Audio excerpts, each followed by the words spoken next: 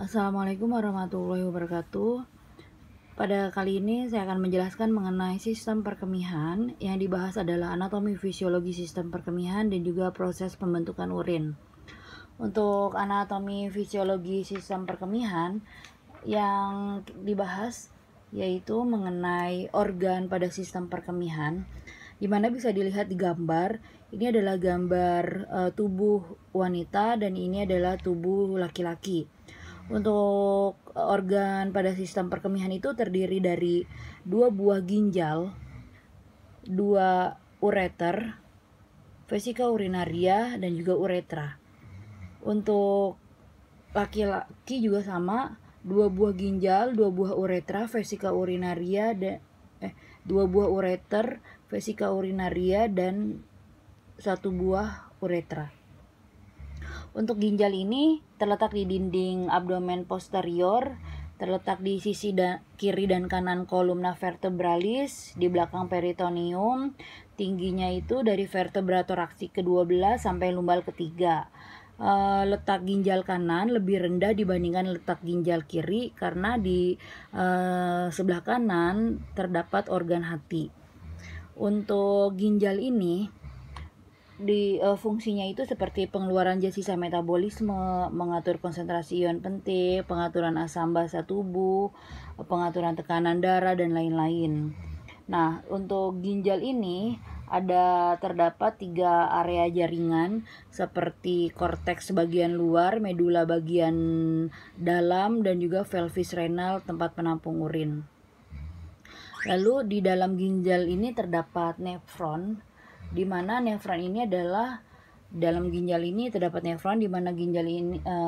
ini adalah unit fungsional terkecil untuk proses pembentukan urin. Dan pada ginjal ini terdapat 1 sampai 4 juta nefron yang merupakan unit pembentuk urin.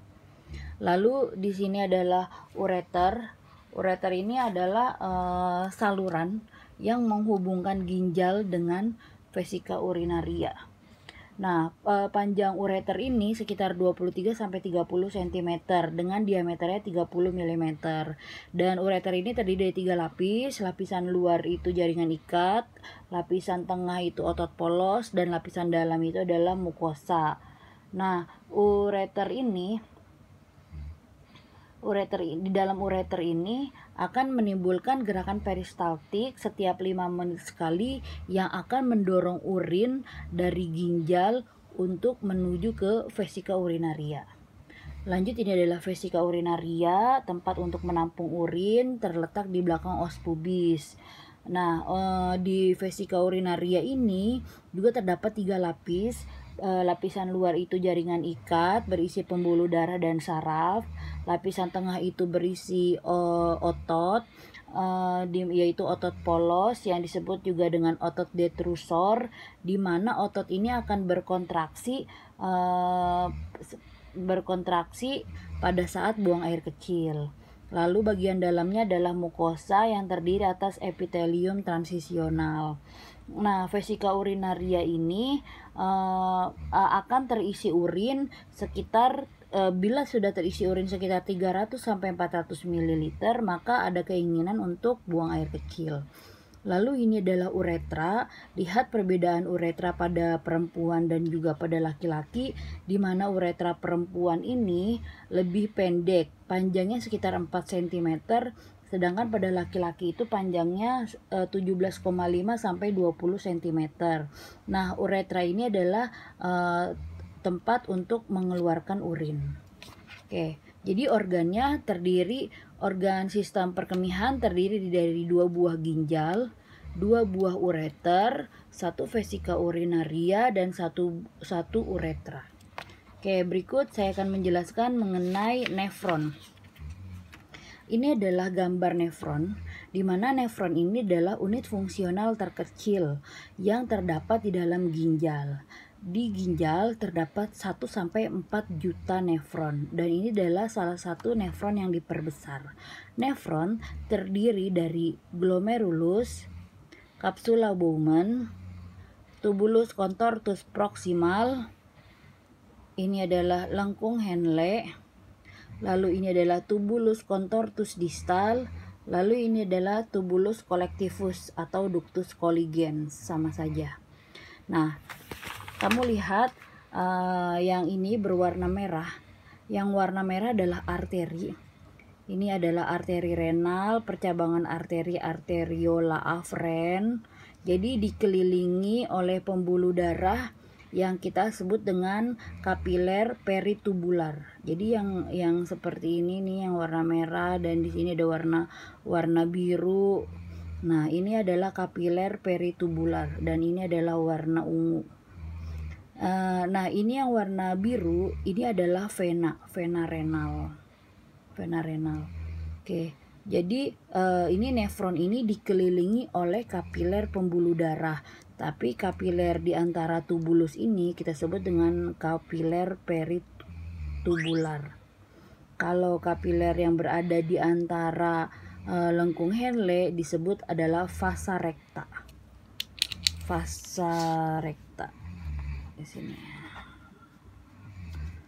Vasa recta. Oke. Bagaimana proses pembentukan urin? Jadi darah dari arteri renal menuju ke arteriola afren, masuk ke dalam glomerulus, lalu darah disaring. Di sini terjadi proses filtrasi atau penyaringan. Yang disaring adalah protein dan sel darah. Lalu hasil dari penyaringannya akan masuk ke kapsula Bowman. Nah, di sini hasilnya adalah urin primer yang terdiri dari air, garam, gula, dan juga urea.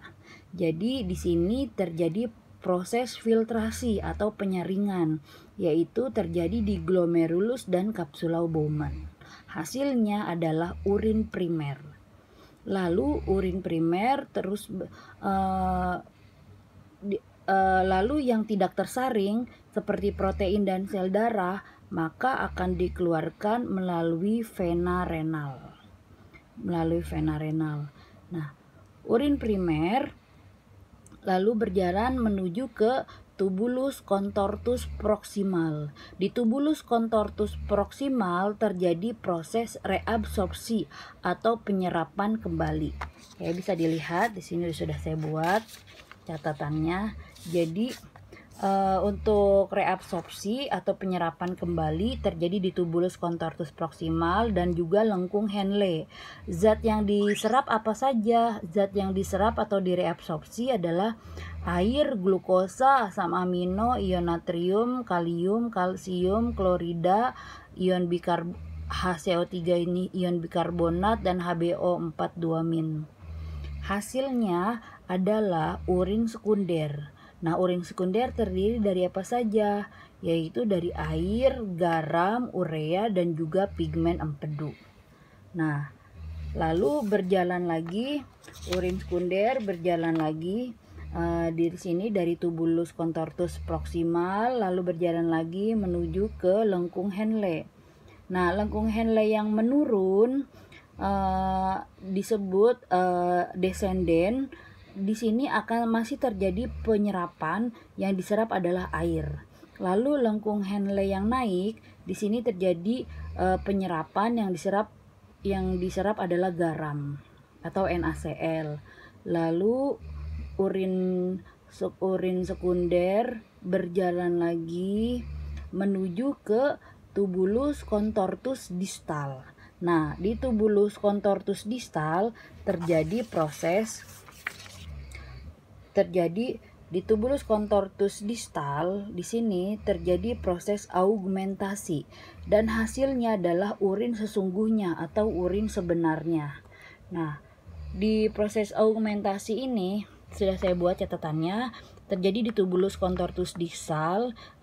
Pengertian dari augmentasi ini adalah pengeluaran zat sisa yang sudah tidak dibutuhkan oleh tubuh. Nah, dan keluarnya adalah dalam bentuk urin.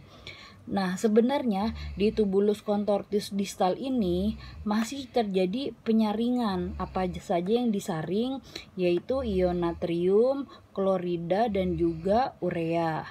Dan juga di sini terjadi penambahan zat sisa Maksudnya penambahan zat sisa untuk dikeluarkan bersama urin. Apa saja yang ditambahkan, yaitu seperti toksin atau racun, sisa-sisa dari obat-obatan, dan juga NH3 ataupun amonia. Dan di sini di tubulus contortus distal sudah terbentuk urin sesungguhnya. Lalu urin sesungguhnya berjalan menuju ductus colligens atau tubulus collectivus, dan di sini urin dikumpulkan tubulus collectivus, lalu urin dari tubulus collectivus urin akan menuju ke pelvis renal. Dari pelvis renal urin akan menuju ke ureter, di mana tiap 5 menit sekali di ureter akan berkontraksi untuk menyalurkan urin untuk masuk ke dalam vesika urinaria. Dan bila di vesika urinaria sudah terisi penuh, maka akan ada rangsangan untuk buang air kecil yang akan dikeluarkan melalui uretra. Oke, demikianlah